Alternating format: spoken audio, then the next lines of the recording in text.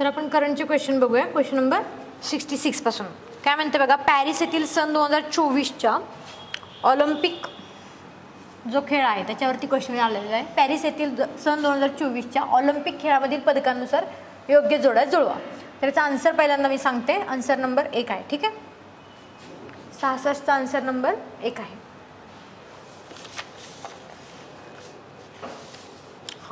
ठीक आहे, तर काय आपल्याला जो कंबाईनच्या मेन्सला क्वेश्चन आला होता त्या बेसिसवरती हा क्वेश्चन तयार केलेला आहे की पॅरिस येथील 2024च्या ऑलिम्पिक खेळामध्ये खालीलपैकी कोणता देश क्रमांक नंबर 3 वरती आहे असं विचारलं होतं. आपण हे कसं काउंट करतो बरं का, तर सुवर्ण पदकांनुसार त्यांचं रँक लावलं जातं, एकूण पदकांनुसार नव्हे. ज्या देशाला सुवर्ण पदक जास्त त्यानुसार त्यांचा रँक लावला जातो ह्या खेळांमध्ये. तर यामध्ये बघा अमेरिकेला भेटलेले आहेत 40 सुवर्ण आणि 126 एकूण पदके. चीनला मिळाले आहेत 40 सुवर्ण आणि दोघांना सुवर्ण पदके सेम आहेत, परंतु एकूणमध्ये फरक आहे. त्यामुळे 1 नंबरला अमेरिका आला आणि 2 नंबरला चीन आला. ठीक आहे, जपानला आहेत 20 सुवर्ण, ठीक आहे, आणि 45 एकूण पदके. आणि भारताला आहेत सुवर्ण एकही नाही आहे आणि एकूण 6 पदके मिळालेली आहेत भारताला. ठीक आहे, आता ह्या 6 पदकांचं आपण आता ह्याचं जर डिटेल एक्सप्लेनेशन पाहिलं तर आपल्याला भारताचं पण एकूण डिटेलमध्ये करावं लागेल. तर रौप्य किती, कांस्य किती आणि एकूण किती. ठीक आहे, एकूण तर 6 आहेत, सुवर्ण एकही मिळालेलं नाही आहे. आणि हा क्वेश्चन कोणता आलेला आपल्याला मागच्या वेळेस, तर 20 सुवर्ण हा क्वेश्चन येऊन गेलेला आहे PYQ म्हणून की 3 नंबरचा देश कोणता खालीलपैकी. ठीक आहे, तर आपण ह्याचं एक्सप्लेनेशन बघूया.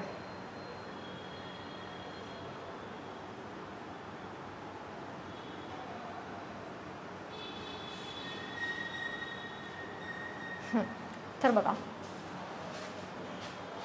हां, क्वेश्चन नंबर 66 आन्सर काय आहे, 1 2 3 4 सरळ आहे तसं जोड्या मध्ये दिलेलं आहे. ठीक आहे, आता 2024ची ही कितवी आवृत्ती होती असं जर का विचारलं त्यांनी तर थोडंफार डिटेलमध्ये आपल्याला त्याबद्दल पण माहिती पाहिजे. 33वी आवृत्ती होती. कुठे भरली ती, पॅरिस फ्रान्स येथे भरली. ठीक आहे, नंतर भारताचा क्रमांक किती होता, जसा जपानचा होता 3रा, हा क्वेश्चन येऊन गेला, जपानचा 3rd क्रमांक होता, तसं भारताचा कितवा क्रमांक होता, 71वा क्रमांक होता. कितवा होता, 71वा क्रमांक होता. आणि भारताला जे एकूण 6 पदके आपण भेटली त्यामध्ये कांस्य किती आहेत, कांस्य 5 आहेत, रौप्य किती आहेत, रौप्य 1 आहे आणि सुवर्ण किती आहे, 0 सुवर्ण आहे. ठीक आहे, तर एवढ्या किमान डिटेलमध्ये ती कितवी आवृत्ती आहे, कुठे भरली होती, येणारी जी पुढील ऑलिम्पिक स्पर्धा आहे ती कुठे भरणार आहे, या सगळ्या डिटेल गोष्टी करून ठेवल्या पाहिजेत. त्यानंतर ध्वजवाहक कोण होतं, त्याचे सांगता समारंभामध्ये कोण होतं किंवा सुरुवातीच्या समारंभामध्ये उद्घाटन समारंभावेळी ध्वजवाहक कोण होतं, भारताच्या कुठल्या खेळाडूंनी ध्वजवाहकचं काम केलेलं आहे, हे पण एकदा प्रिलिमला विचारलं होतं राज्यसेवेला, तर आपण ही ते डिटेलमध्ये केलं पाहिजे. करताना इतक्या डिटेलमध्ये गोष्टी केल्या पाहिजे. ठीक आहे, तर पुढच्या क्वेश्चनकडे जाऊया आपण. क्वेश्चन नंबर 66 झाला. क्वेश्चन नंबर 67 काय म्हणते बघा. प्रसिद्ध भारतीय कथ्थक नर्तिका आणि नृत्य दिग्दर्शक कुमोदिनी लाखिया यांचे नुकतेच निधन झाले आहे आणि त्यांना खालीलपैकी कोणता पुरस्कार मिळाला आहे. आता आपण बघितलं होतं महनीय व्यक्ती आणि त्यांचं झालेलं निधन आणि मग ते कुठल्या क्षेत्राशी संबंधित आहेत किंवा जर त्यांना कुठला एखादा पुरस्कार जरी भेटला असेल तर तो कुठला भेटला आहे, अशा प्रकारचा क्वेश्चन आपल्याला मिळत असतो. तर ते कुठल्या क्षेत्राशी संबंधित आहेत, कुठल्या त्यांना कोणता पुरस्कार मिळाला आहे नुकताच, तर पद्मविभूषण 2025, आन्सर नंबर 3. तर याचं आपण जरा थोडं बघूयात की ते कुठले आहेत. ठीक आहे, आपल्याला सांगितलं होतं की पद्मश्री पुरस्कार केले पाहिजेत सगळे, पद्मभूषण पद्मविभूषण केलं पाहिजे. आणि जर भारतरत्न कोणाला भेटला असेल तर त्यांचं डिटेलमध्ये किमान त्यांचं क्षेत्र किंवा जर त्यांना अजून नुकताच त्याहून जर कुठला नुकताच हे भेटलेला असेल, पुरस्कार भेटलेला असेल तर तो केला पाहिजे. ठीक आहे, पद्मविभूषण 2025ला त्यांना भेटला आहे, त्यामुळे आन्सर नंबर 3. आणि ते कोण आहेत, कुमोदिनी लाखिया, कला कथक या क्षेत्राशी ते संबंधित आहेत. आणि जर राज्य विचारलं पुढे जाऊन तर त्या गुजरात या राज्यातून येतात. ठीक आहे, क्वेश्चन नंबर 67 आन्सर नंबर 3. पुढे जाऊया आपण, पुढचा क्वेश्चन पाहूया. हां, क्वेश्चन नंबर 68 तंत्रज्ञान क्षेत्रातील विषमता दूर करण्यासाठी AI करिअर्स फॉर वुमेन हा कौशल्य विकास आणि उद्योजकता मंत्रालय -- यांच्यातील एक सहयोगी प्रयत्न आहे. असा एखादा क्वेश्चन येतो आपल्याला टेक्नॉलॉजी तंत्रज्ञान क्षेत्रातला. ठीक आहे, तर याचा आन्सर काय आहे, 68चं आन्सर आहे मायक्रोसॉफ्ट, 2 नंबरचा आन्सर आहे. ठीक आहे, तसं आपण जरा थोडं डिटेलमध्ये बघूया. ही तंत्रज्ञान क्षेत्रातली ही जी AI करिअर्स फॉर वुमेन हा जो कौशल्य विकासचा हा जो सहयोगी प्रयत्न आहे, जो आपल्या स्किल्स डेव्हलपमेंट मिनिस्ट्रीने चालू केलेला आहे, तर तो कोणासोबत चालू केलेला आहे हा क्वेश्चन आहे. तर त्याचं आपण जरा एक्सप्लेनेशन बघूया. मायक्रोसॉफ्ट कंपनी आहे, तिच्यासोबत मिळून हा सहयोगी प्रयत्न केलेला आहे शासनाने. तर त्याचं लक्ष काय आहे, तर 2000 महिलांना टार्गेट केलेलं आहे त्यांना हे स्किल आपल्याला द्यायचं आहे. आणि त्याच्या अंतर्गत किती तास देणार आहेत ते 240 तास देणार. एवढ्या मॅन्युट लेवलला नाही विचारणार, पण थोडंफार आपल्याला माहिती पाहिजे. जर का खूपच फॅक्ट बेसिसवरती करंटचा क्वेश्चन गेला तर जाणार नाही, इथंपर्यंतच ते मर्यादित राहतील. तो कोणाचा आहे, कोणाच्या सहयोगाने चालू केला आणि AI केंद्रित हा अभ्यासक्रम आहे.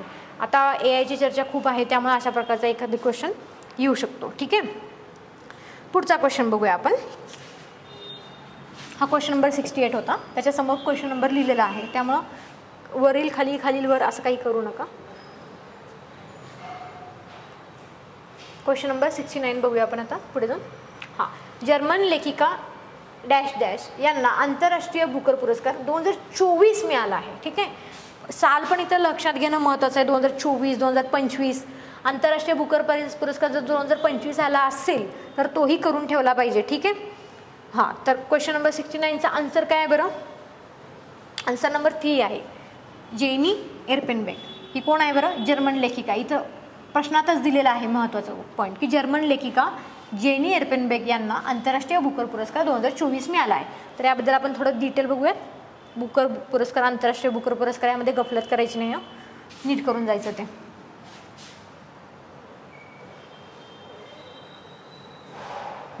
तर क्वेश्चन नंबर 69 बघा, त्याचा एक्सप्लेनेशन बघा. आन्सर आहे जेनी एरपेनबेक.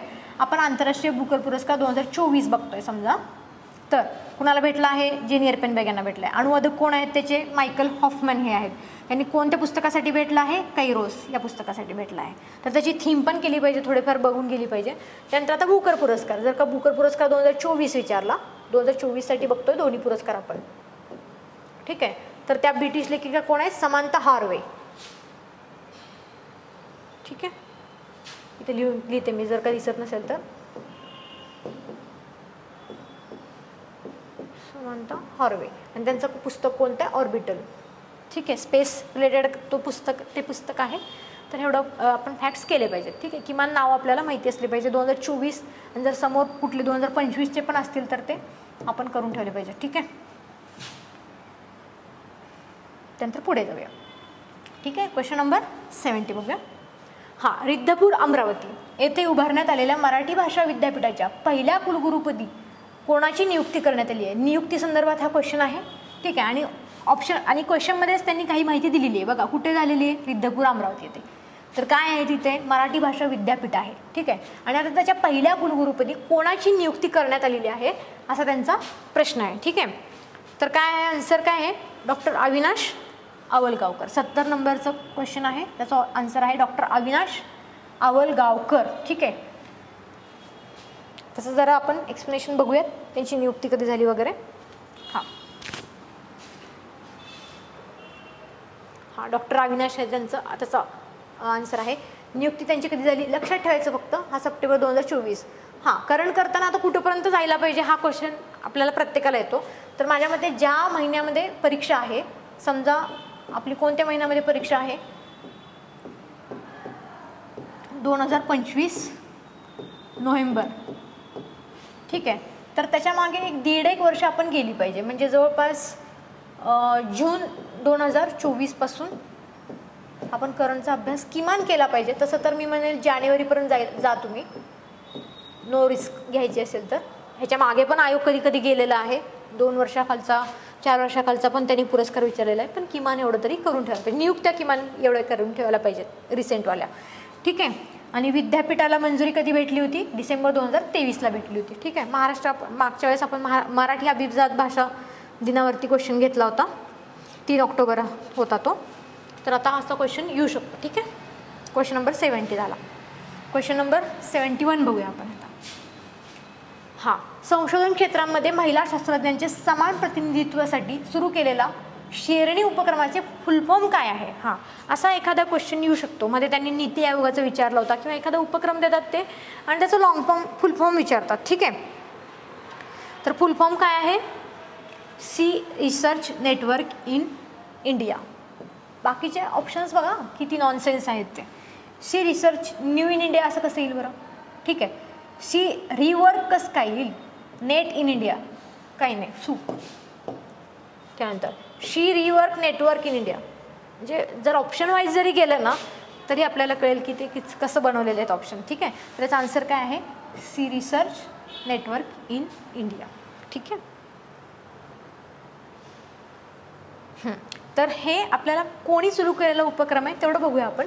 त्याच्याबद्दल डिटेलमध्ये जायची गरज नाही. त्याचं लॉंग फॉर्म केलं कशासाठी एवढं केलं तर बास होऊ शकतं. ठीक आहे, UGC युनियन ग्रांट कमिशन जे आहे त्यांनी इन्फ्लिबनेट केंद्राने UGCच्या इन्फ्लिबनेट केंद्राने सुरू केलेला हा उपक्रम आहे. कोणी सुरू केला आणि कशासाठी सुरू केलं आणि त्याचं फुल फॉर्म काय आहे एवढं जरी केलं तरी पुरेसं आहे. तंत्रज्ञान क्षेत्रातलं आहे त्यामुळं महत्त्वाचं आहे. ठीक आहे, पुढचा क्वेश्चन बघूया आपण.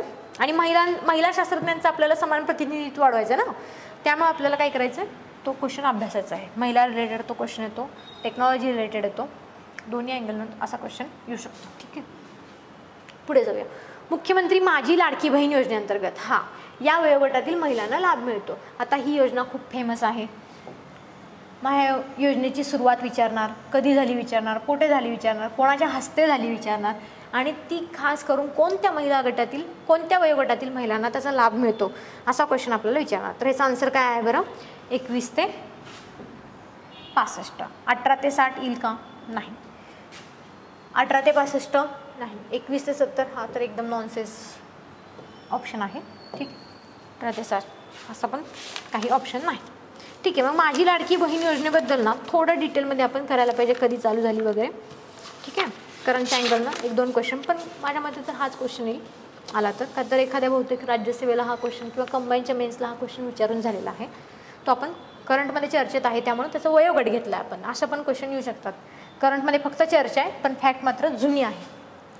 पुढे जाऊया. भारतातील पहिले युनेस्को साहित्य शहर म्हणून खालीलपैकी कोणत्या शहराला घोषित करण्यात आलेले आहे? 73 नंबरचा क्वेश्चन आहे. त्याचा आन्सर काय आहे बरं? 1 कोझिकोडे. पहिले युनेस्को साहित्य शहर म्हणून कोणत्या शहराला घोषित करण्यात आले आहे? तर आपण याचं थोडं डिटेलमध्ये बघूया एक्सप्लेनेशन. 20 ते 65.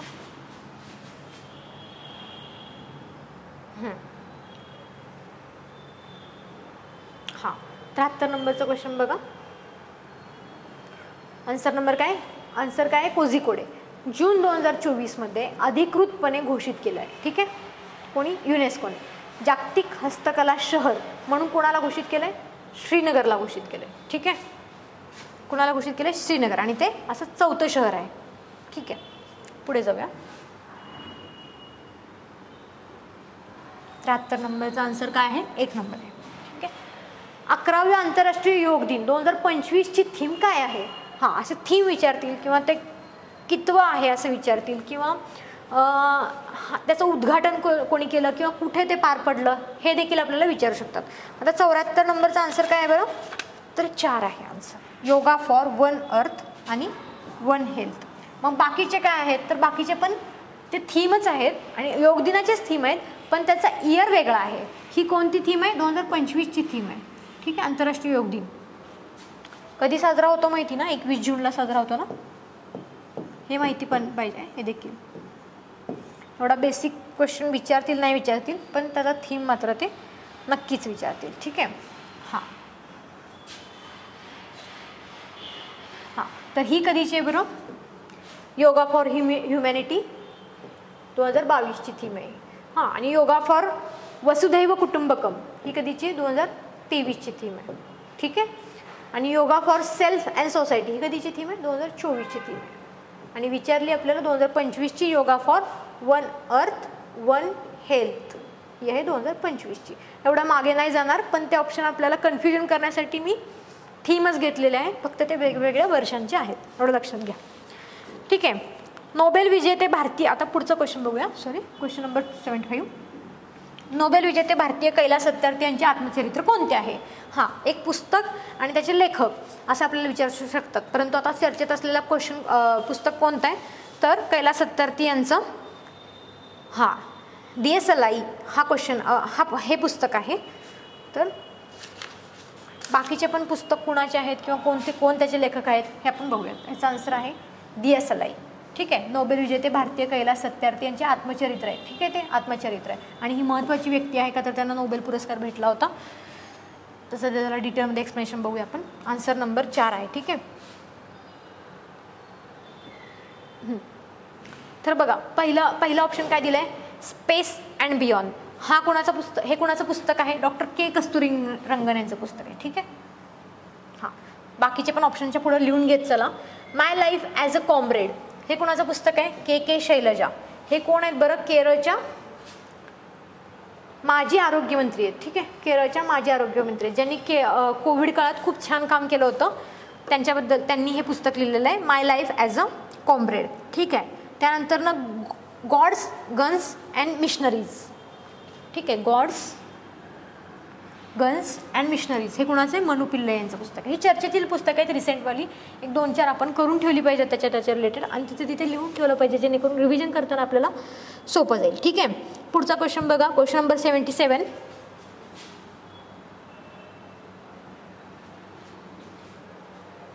Question number 76 sorry.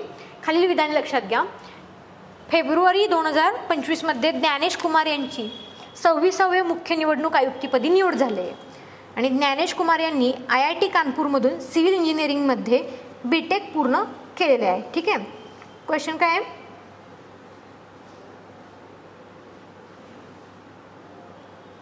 आन्सर काय याचं? दोन्ही बरोबर आहे. हां, बरोबर काय विचारलं त्यांनी? दोन्ही पण. 26वे मुख्य निवडणूक आयुक्त, महत्त्वाची काय फॅक्ट आहे? 26वे पाहिजेत. ठीक आहे, तर हे बरोबर आहे. आणि त्यांनी ज्ञानेश कुमार यांनी IIT कानपूरमधून सिव्हिल इंजिनिअरिंगमध्ये BTech पूर्ण केले.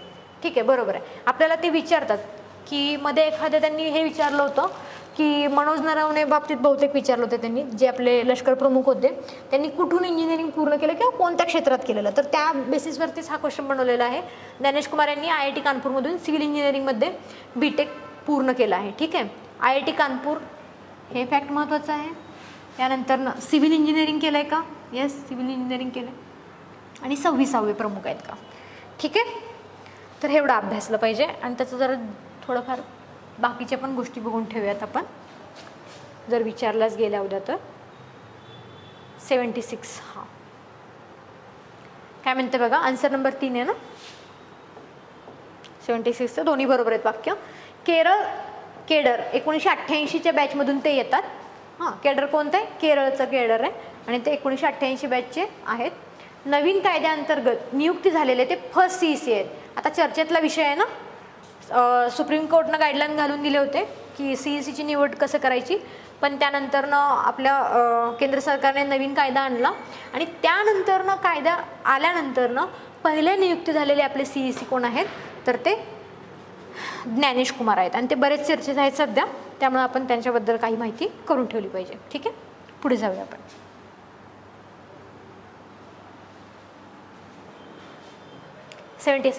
हां, तर GDP मोजण्यासाठी आधारभूत वर्ष 2011-12 ऐवजी डॅश हे असणार आहे. आपल्याला तर माहिती GDPसाठी आपण खूप जुना क्रायटेरिया यूज करतो किंवा खूप जुना बेस इयर यूज करतो आहे. तर नवीन बेस इयर कोणतं आलेलं आहे? 2022-23. आन्सर आहे 2022-23 हे नवीन GDPचं आधारभूत वर्ष असणार आहे. तर ते कोणी सुचवलेलं आहे आणि कधी आलं आहे त्याबद्दल थोडी माहिती बघूयात आपण. आन्सर नंबर 2 आहे 2022-23. ठीक आहे, बघा. राष्ट्रीय लेखा सांख्यिकीसाठी सुधारित प्रणाली सुचवण्यासाठी विश्वनाथ गोल्डर, कोणती समिती आहे? विश्वनाथ गोल्डर यांच्या अध्यक्षतेखाली समिती स्थापन केली होती. ठीक आहे, या आधीची 2011-12 कोणी सुचवली होती? के सुंदरम समिती. इकॉनॉमिक्सच्या दृष्टिकोनातून महत्त्वाचं बरं का हे. के सुंदरम समिती होती आणि त्याच्या आधीची 2004-5 होती, जी अभिजित सेनगुप्ता समिती यांनी शिफारस केली होती. या समितीने आणि जी सध्याची आहे 2022-23 ती कोण आहे बरं? विश्वनाथ गोल्डर. दिसत नसेल तर इथे लिहिते विश्वनाथ. हे या समितीचं नाव देखील महत्त्वाचं आहे बरं, विचारू शकतात. नाव तर विचारतील, बेस इयर तर विचारतील. महत्त्वाचं बेस इयर आहे. इकॉनॉमिक्समध्ये देखील विचारतील करंटच्या अँगलने, पण आपण आता करंटमध्येच घेतलेलं आहे. ठीक आहे, ठीक आहे. क्वेश्चन नंबर 77 झाला. क्वेश्चन नंबर 78 बघूया आता आपण. सिम्बॅक सराव 2024 या संयुक्त लष्कर सरावाची पहिली आवृत्ती कोणत्या दोन देशांदरम्यान पार पडली आहे? हा, लष्कर आणि सराव ह्या अँगलने क्वेश्चन आपल्याला विचारतात. ठीक आहे, तर याचा आन्सर काय आहे? भारत आणि कंबोडिया पहिलाच आन्सर आहे सिम्बॅक्स. आपण जर का ट्रिक लावायची म्हणली तर बघा, श्रीलंका स्लिनेक्स आहे ना, इजिप्त ईनं चालू होतं, मालदीव यमनं चालू होतं, त्यामुळं इथं काय विचारलंय? सिम्बॅक्स. मग हे कदाचित कंबोडिया आणि इंडिया असं दिसतंय सीनमध्ये. ठीक आहे, असं जरी लॉजिक लावलं तरी आपल्याला आन्सर येऊन जातं. काही लॉजिक प्रत्येक वेळेस वापरले पण पाहिजे बरं का, पूर्णच डोकं नाही, म्हणजे तिथं आपल्याला सुचत नसेल तर अशा पद्धतीचे लॉजिक लागत आहेत का ते पडताळून पाहिलं पाहिजे. ठीक आहे, तर बघा हां, तर हां इथे बाकीचे जे ऑप्शन आहेत ना त्याबद्दल पण थोडी माहिती दिलेली आहे. ठीक आहे, हां, भारत कंबोडियामध्ये कोणतं बरं? सिम्बॅक्स.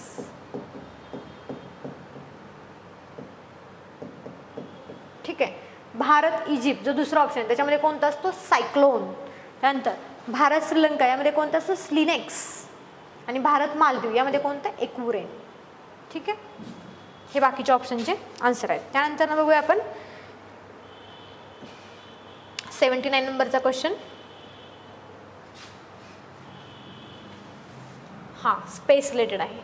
ठीक आहे, आता इथे बघा, माजी पॅरालिम्पियन जॉन मॅकफॉल हे पहिले अपंगत्व असलेले अंतराळवीर आहेत, पण ते खालीलपैकी कोणत्या एजन्सीचे आहेत? ठीक आहे, याचा आन्सर आहे ESA, युरोपियन स्पेस एजन्सी. ठीक आहे, युरोपियन स्पेस एजन्सीचे आहेत ते. ठीक आहे, नासा अमेरिकन झालं, जॅक्सा जपानचं झालं आणि इस्रो भारताचं आहे. ठीक आहे, ESAचे ते माजी पॅरालिम्पियन जॉन मॅकफॉल हे पहिले अपंगत्व. स्पेस रिलेटेड हा क्वेश्चन एखादा येऊ शकतो आपल्याला, तर तो तसा क्वेश्चन आहे. ठीक आहे, हां ठीक आहे, पुढचा क्वेश्चन बघूया आपण. क्वेश्चन नंबर 80 शेवटचा आहे. हां, संतोष ट्रॉफी खालीलपैकी कोणत्या खेळाशी संबंधित आहे? मध्ये एकदा त्यांनी हा क्वेश्चन विचारला होता, दुलीप किंवा दिलीप ट्रॉफी. दुलीप किंवा दिलीप ट्रॉफी कोणत्या खेळाशी संबंधित आहे? ठीक आहे, तर संतोष ट्रॉफी ही खालीलपैकी कोणत्या खेळाशी संबंधित आहे? तर ह्याचा आन्सर आहे फुटबॉल. ठीक आहे, तर मग बाकी जर काही खेळ असतील आणि त्याच्या संदर्भात काही जर का ट्रॉफी असतील तर ते आपण करून ठेवले पाहिजे. तर थोडे खेळ बाकीच्या ऑप्शनमधले पण आपण क्रीडा संदर्भात जे उपक्रम आहेत ते बघूयात. हां, तर हे कशासाठी आहे? फुटबॉल संतोष ट्रॉफीसाठी आहे, जे आपलं उत्तर आहे. ठीक आहे, संतोष ट्रॉफीसाठी. त्यानंतर हॉकीसाठी कोणतं आहे? सुलतान जोहर कप आहे. ठीक आहे, क्रिकेटसाठी दुलीप ट्रॉफी बघितला आता आपण, हा PYQ होता, त्याच बेसिसवरती हा क्वेश्चन तयार केला आहे. त्यानंतर पुरुष टेनिस चषकसाठी डेव्हिस चषक आहे. ठीक आहे, जसं महिला टेनिस चषकसाठी देखील कुठला आहे ते बघून ठेवा. आणि अशा पद्धतीचे इथे क्वेश्चन नंबर 80 पर्यंत करंटचे क्वेश्चन संपतात. थँक्यू.